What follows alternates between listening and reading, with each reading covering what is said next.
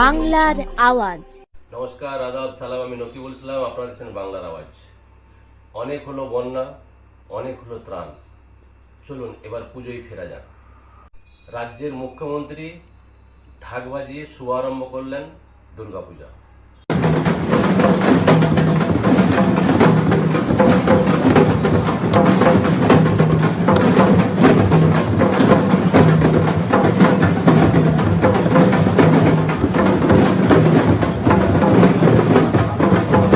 ঘাটালে ভার্চুয়াল উদ্বোধন করলেন রাজ্যের মুখ্যমন্ত্রী মমতা বন্দ্যোপাধ্যায়।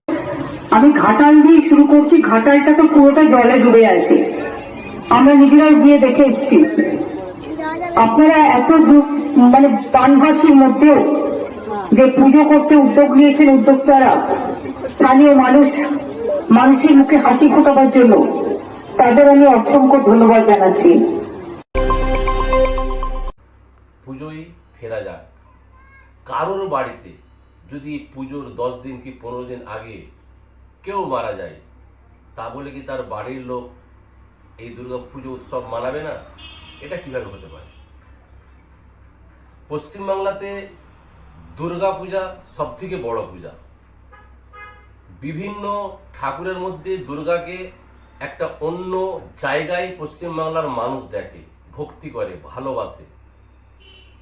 সেই দুর্গা মায়ের আবির্ভাব, সেটাকে বন্ধ করা যায় কিভাবে? বন্ধ করতে কারা বলে? বিষয়টা হচ্ছে এইটা। দুর্ঘটনা ঘটতে থাকবে, তা বলে একটা ধর্মীয় আস্থা নষ্ট হয়ে যাবে, এটা কিভাবে হতে পারে? প্রশ্ন আমার এই জায়গাটায়। তো যারা বলেছিলেন যে দুর্গোৎসব মানানো হবে না, কেননা আরজিকর কাণ্ডের যে দুর্ঘটনা ঘটেছে সেই কারণে, তারা কি চুপচাপ বসে আছেন? তাদের বাড়ির লোক কি চুপচাপ বসে থাকবেন? অনেক নিউজ চ্যানেল, অনেক সংবাদ মাধ্যম এই কথাটাকে তুলে ধরেছিলেন।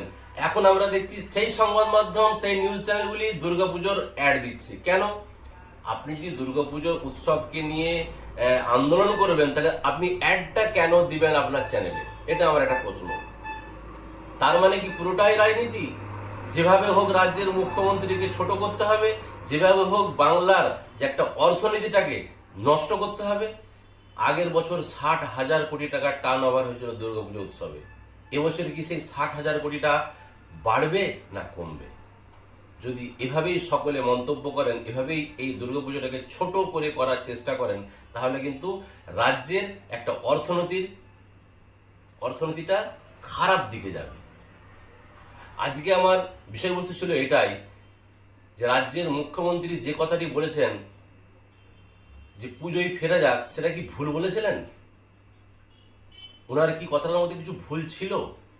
আমরা যদি নিরপেক্ষভাবে ভাবি, এখন পরিস্থিতি অনুযায়ী যেটা দেখা যাচ্ছে, রাজ্যের মুখ্যমন্ত্রী বলেছিলেন পুজোয় ফেরা যাক, সেটা সঠিক সিদ্ধান্ত। প্রত্যেকটা বাচ্চা থেকে বুড়ো পর্যন্ত সবাই চায় এই দুর্গা উৎসবটা সুন্দরভাবে, ভালোভাবে, আনন্দের সাথে, খুশির সাথে মানানো হোক। এটাই সবার আশা, আর সেটাই আমরা দেখতে পাচ্ছি। আজকে সেই বিষয়টাই তুলে ধরলাম যে এবারের দুর্গাপুজো কি ছোট করে মানানো হবে, না যেমন আস্থা ও ভালোবাসার সাথে দুর্গোৎসব মানানো হয় প্রতি বছর, এবছরও মানানো হবে। ভালো থাকুন, সুস্থ থাকুন, বাংলা আওয়াজ দেখতে থাকুন।